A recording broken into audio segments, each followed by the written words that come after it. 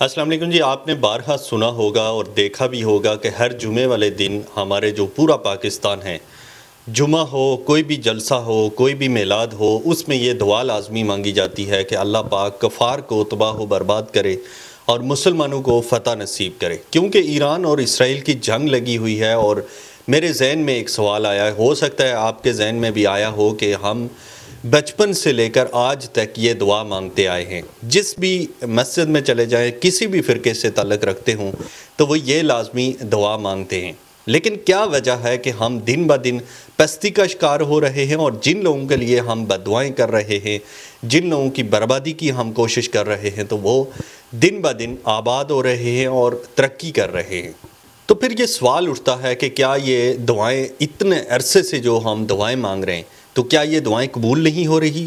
کیا یہ ان دعاؤں کا کوئی اثر نہیں ہو رہا؟ ویڈیو میں ہم جاننے کی کوشش کرتے ہیں کہ بچپن سے لے کر آج تک جو دعائیں ہم مانگتے رہے اور جن کے لیے ہم مانگتے رہے کہ یہ تباہ و برباد ہو جائیں، تو وہ کیوں آباد ہو رہے ہیں؟ وہ کیوں دن بہ دن ترقی کی راہ پر چل رہے ہیں؟ اور ہم جو اپنے لیے بہتری کی دعا مانگتے رہے، سلامتی کی دعا مانگتے رہے، تو ہم کیوں بربادی کا شکار ہو رہے ہیں؟ تو ہم نے دراصل اسلام کو ایک مسجد میں قید کر دیا، ہم نے اسلام کو ایک چار دیواری کے اندر قید کر دیا، جس کو ہم مسجد کہتے ہیں، تو اس میں ہم نے قید کر دیا۔ اس سے باہر ہم سوچتے ہی نہیں ہیں، ہم صرف دعاؤں تک محدود ہو کر رہ گئے۔ ہم نے کبھی یہ سوچا ہی نہیں ہے کہ باقی جو ہمارے دنیاوی معاملات ہیں یا روزمرہ کے جو معاملات ہیں، تو یہ بھی اسلام کا حصہ ہیں، یہ بھی اسلامی طور طریقے سے ہونا چاہیے۔ اور سب سے بڑی بات، آج تک دنیا جب سے بنی ہے، چاہے وہ مسلم ہے، چاہے وہ کافر ہے، جو بھی لوگ ہیں پوری دنیا میں، جتنے بھی انسان اللہ تعالیٰ نے پیدا کیے ہیں، تو ان کو کوشش کرنی پڑتی ہے۔ اگر انسان کسی چیز کے لیے کوشش نہیں کرتا، تو اللہ تعالیٰ کا یہ قانون ہے کہ اگر آپ کسی چیز کے لیے کوشش نہیں کرتے تو وہ آپ کو حاصل نہیں ہو سکتی۔ چاہے آپ بیٹھ کے ہزاروں دعائیں مانگتے رہیں، چاہے آپ جو مرضی کرتے رہیں، لیکن آپ پریکٹیکلی جو آپ کوشش جس چیز کے لیے نہیں کرتے، تو آپ وہ حاصل نہیں کر سکتے۔ تو کیا ثابت ہوا کہ ہم صرف دعاؤں تک محدود رہ گئے؟ صرف ہمارا جو اسلام ہے یا علماء حضرات ہیں، تو انہوں نے ہمیں صرف اتنا بتایا کہ ہم نے صرف ان کے لیے ان کے خلاف دعا کرنی ہے۔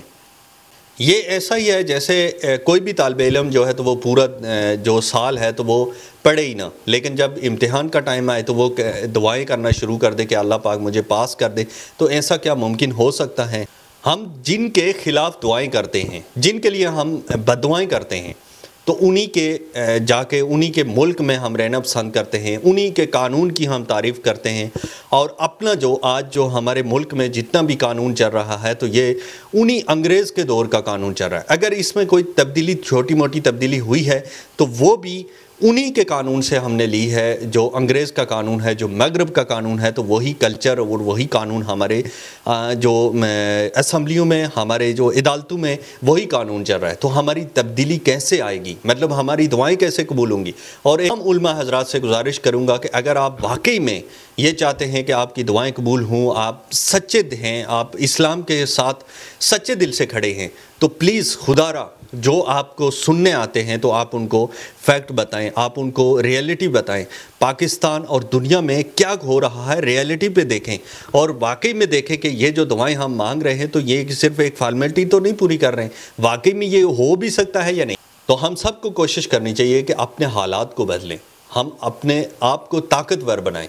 سب سے پہلے ہم اپنے آپ کو طاقتور بنائیں، اور اس کے بعد سے یہ دعا مانگیں تو اللہ تعالیٰ بھی خوش ہوگا۔ اللہ تعالیٰ سے لڑائی کر رہے ہیں تو آپ بیٹھے ہیں، سامنے والا آپ کو مار رہا ہے، اور آپ اللہ سے دعا مانگ رہے ہیں کہ وہ کوئی کر دے، معجزہ کر دے اور وہ بندہ مر جائے جو آپ کو مار رہا ہے، تو ایسا نہیں ہو سکتا۔